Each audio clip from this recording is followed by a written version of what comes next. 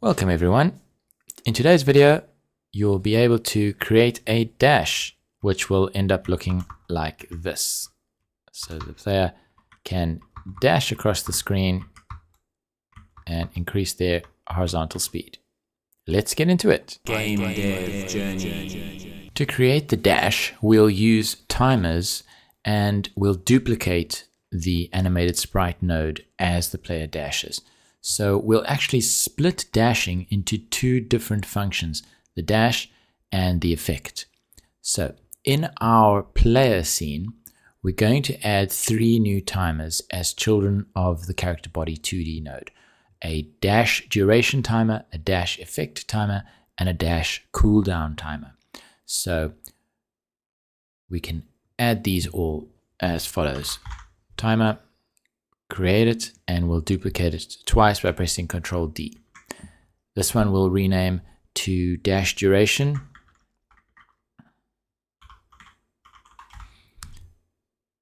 Let's put timer on the end so we know what we're talking about. This one will be dash effect timer, and this one will be dash cooldown timer. Right. Now we're going to set the dash duration time to 0.4. Of course, this is how long you want to allow them to dash for, and you can play around with these values yourself. It will also be a one shot because you're going to click and the player dashes. The dash effect timer is going to time how long the actual duplicating of the kind of the trail that the dash leaves behind lasts. And we want each image of the player to be last around a second. The cooldown timer is going to be how long between dashes, and so I want them to wait about 2 seconds before they can dash again. So they can't just keep hitting the key and dashing. So now in the player script, we're going to add 3 new global variables: is dashing, can dash, and dash speed.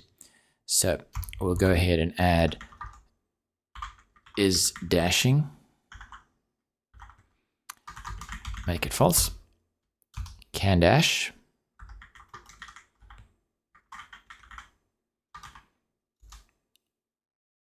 we'll make it true,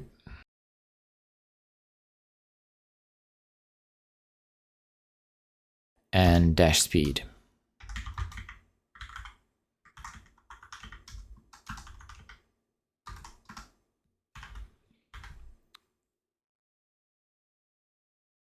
Now we also need access to the timers, so we need reference variables for all of the timers.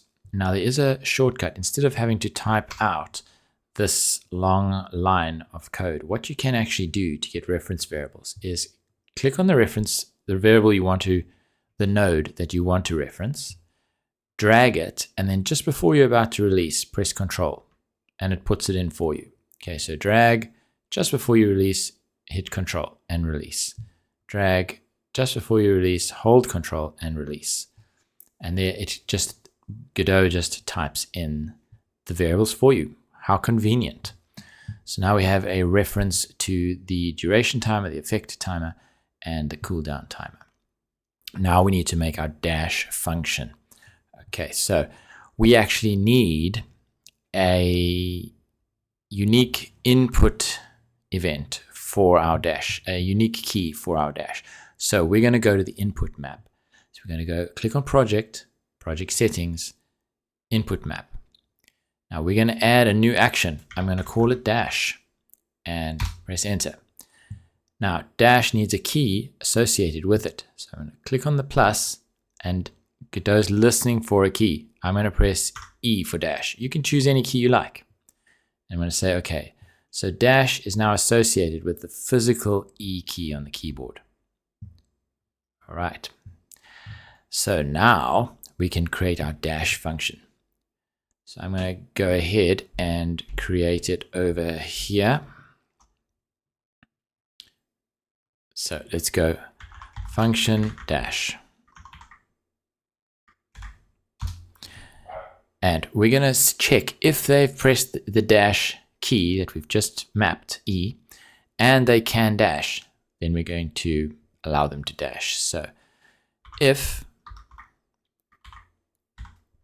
input dot is action pressed, or just pressed, and we want our dash, there it is, right? And they can dash.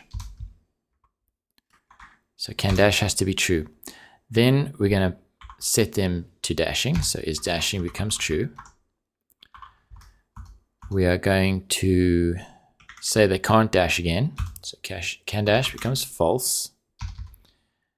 We're going to start all the timers. So our dash cooldown timer start dash duration timer start, and our dash effect timer start. So all the timers go off. All right. Then if you are currently dashing, we want to increase your velocity in the direction that you're moving. So we want to say our velocity dot x is going to be equal to our direction multiplied by our constant speed multiplied by our dash speed. Okay, so it's just going to increase our horizontal speed, and we don't want to touch the vertical at all. So velocity dot y, unless you want to in your game, but I don't really want to dash up and down. So I'm going to set velocity y to 0. And that will be the dash effect, the dash mechanic. Next up will be the dash effect. Sorry, that's a variable. Okay, let's test this. So now if we press E, and of course we need to call this dash function in process. So we go to process, let's just expand it. Let's put it here, dash, save, test. So now we should be able to jump and dash. Okay, except there's and of course it's not stopping because we haven't stopped the timers. So that'll be our next step, but it does actually activate. Right, so we need to connect the signals for the timers so that the dash can actually time out. So in the dash duration timer, let's find that. So if we go to the dash duration timer, if we go to the signal, there's the timeout signal. If we connect that,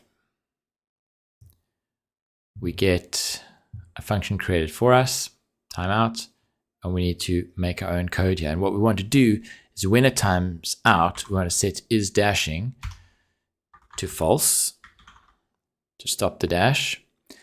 And we can actually stop the dash effect timer, which we haven't used yet, but we will. We can stop that. Okay, and that should correct the infinite dash. So let's test again. Sorry, wrong. So now we should be able to dash, and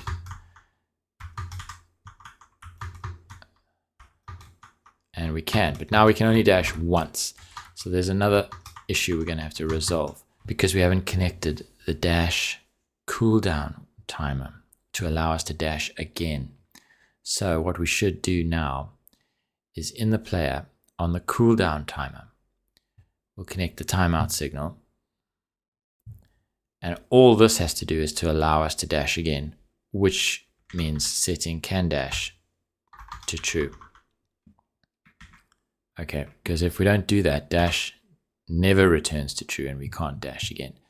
So if we go to the first level, run it again, we can dash, it wears out, and